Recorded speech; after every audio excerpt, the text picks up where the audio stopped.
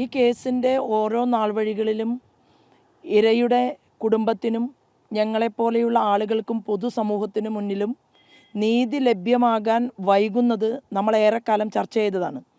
കേവലം 19 വയസ്സുള്ള നമ്മുടെ ഓരോ അമ്മമാരുടെയും ഇന്നും തീരാത്ത നോവായി മാറിയിട്ടുള്ള വിശാൽ വളരെ നല്ല ഒരു കാര്യകർത്താവും അഖില ഭാരതീയ വിദ്യാർത്ഥി പരിഷത്തിൻ്റെ വളരെ ചുറുചുറുക്കുള്ള ഒരു ചെറുപ്പക്കാരനുമായിരുന്നു. ഒപ്പം ഒരു തെറ്റും വിശാലിനെ കുറിച്ച് പറയാൻ ആ നാട്ടുകാർക്ക് ആർക്കുമില്ല എന്നുള്ളതാണ്.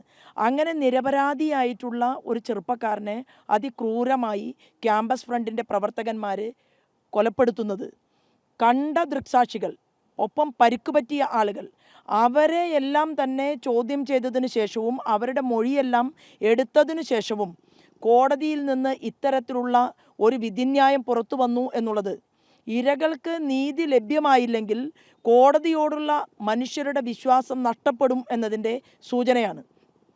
ഈ സമയത്ത് ഈ വിഷയവുമായി ബന്ധപ്പെട്ടുകൊണ്ട് പറയാനുള്ളത്, അഖില ഭാരതീയ വിദ്യാർത്ഥി പരിഷത്ത് ഈ വിഷയവുമായി ബന്ധപ്പെട്ടുകൊണ്ട് നമ്മുടെ തീരാനോവ് അല്ലെങ്കിൽ നമ്മുടെ പോരാട്ടം അത് നിലക്കിയല്ല. നമ്മൾ മേൽക്കോടതിയെ സമീപിക്കും. ആ മേൽക്കോടതിയെ സമീപിക്കാനുള്ള എല്ലാ പ്രവർത്തനങ്ങളിലും ഭാരതീയ ജനതാ പാർട്ടിയുടെ അതിശക്തമായിട്ടുള്ള പിന്തുണയുണ്ടാകും എന്ന് മാത്രമാണ് ഇത്തരുണത്തിൽ ഈ വിഷയത്തിൽ എനിക്ക് പ്രതിപാദിക്കാനുള്ളത്. കേരളത്തിൽ വളരെ വ്യക്തമായ രീതിയിൽ KSUവിൻ്റെയും SFIയുടെയും പ്രവർത്തകന്മാരുടെ നെറികേട് ഈ കേസിൻ്റെ ഓരോ ഘട്ടങ്ങളിലും നമ്മൾ മനസ്സിലാക്കിയിട്ടുണ്ട്.